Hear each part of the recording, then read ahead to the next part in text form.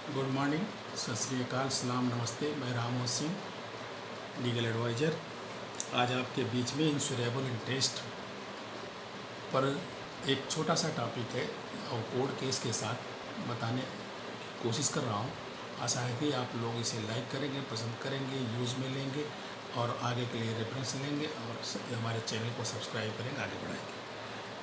को शेयरर of the property insurable interest.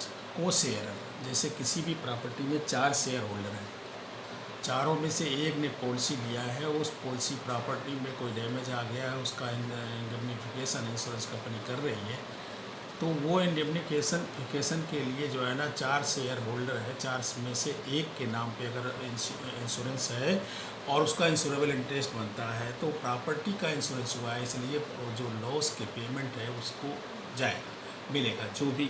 जो भी इंश्योर्ड है, जिसको आपने एक्सेप्ट किया है कि ये इंश्योर्ड है, इसका मतलब है कि वो पीछे से भी को शेयरर आए हैं। वो को शेयरर कौन होते हैं? फैमिली मेम्बर्स होते हैं, बेटा बेटी और भाई बहन, ये सब होते हैं, तो उनमें पेमेंट मिलता है। एक केस था United India insurance company limited versus Parmeshwari Sahni. The respondent holding 1/4 share in the insured property which Sahni mentioned made insurance of whole property 3/4 were held by 2 other daughters and a son। मतलब 3/4 2 daughter एक son पे। The appellant company accepted the premium and insured property for an amount of rupees so and so। The court held that it is equally settled that a person having partial interest, समझे, partial interest, 4 share है, partial interest का मतलब एक आदमी का एक share होगा तो 1/4 होगा। The court held that the equally settle that a person having partial interest in the property entitle to insure to the extent of full value of property rather than to the extent of his actual interest. ऐसा नहीं है कि insurance company कह सकती है कि आपका 1/4 interest, full interest है। इंश्योरेंस हुआ है तो उसका फुल इंटरेस्ट है। It is also not necessary that all the co-sharers should become, जो उसकी और भी शेयरर्स हैं, जैसे 2 बेटियां थी, बेटा है, should become party to the insurance policy.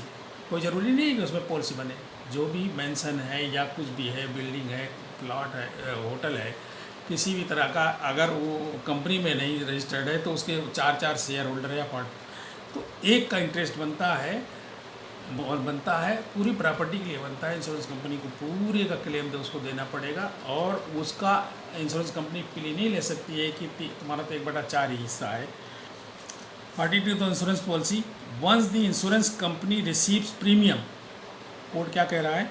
Once the insurance company receives premium for the whole property from the insured से होल प्रॉपर्टी के लिए प्रीमियम प्राप्त कर लिया है, it makes itself liable to indemnify the loss to the property and not to the extent of the share of the co-sharer who steps forward to insure the property। जो insurance कराने के लिए आता है या क्लेम के लिए आ रहा है, उसके शेयर को नहीं देखते हुए पूरी प्रॉपर्टी की वैल्यू पे जो इंडेमनिफिकेशन बनता है, जो लॉस बनता है, जो लॉस देना है वो इंश्योरेंस कंपनी को देना है, वो इसको क्वेश्चन नहीं कर सकती। 1 or more co-sharer may obtain the insurance policy not necessarily restricted to their share in the building and may obtain an insurance policy for whole of the building property। की कोई सी में भी 2 भी ले सकते हैं, 1 भी ले सकता है, जिनका इंटरेस्ट है, इसका मतलब उनका इंटरेस्ट उस बिल्डिंग में है, वो इंश्योर करना चाहते हैं। What is important is not number of co-sharer who have come forward to obtain insured property but extent of property that has been brought under insurance cover।